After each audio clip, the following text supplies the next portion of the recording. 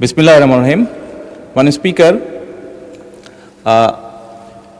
যে বিষয়ের উপরে আমাকে ধন্যবাদ জানানো হয়েছে এই সংসদের পক্ষ থেকে, তার জন্য আমি আন্তরিকভাবে কৃতজ্ঞ এবং আন্তরিকভাবে সকল সদস্যকে ধন্যবাদ জানাচ্ছি।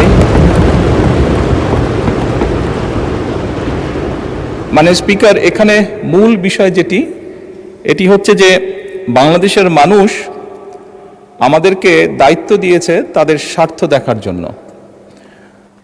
আমাদের দলের অবস্থান থেকে আমরা একটি স্লোগান ব্যবহার করি, সেটি হচ্ছে যে বাংলাদেশ ফার্স্ট বা বাংলাদেশ প্রথম।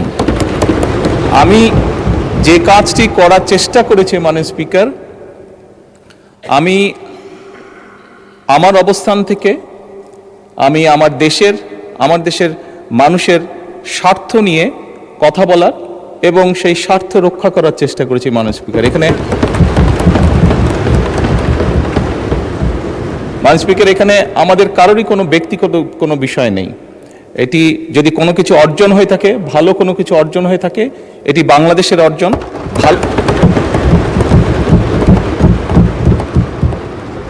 এই সফরের মাধ্যমে যদি দেশের মানুষের কোনো অর্জন হয়ে থাকে, সেটি এই দেশের মানুষের অর্জন মাননীয় স্পিকার।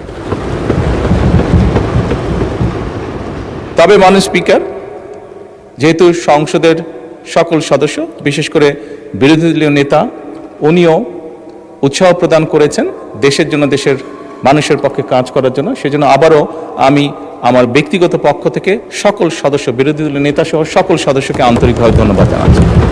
ধন্যবাদ। ধন্যবাদ মাননীয় সংসদ নেতা।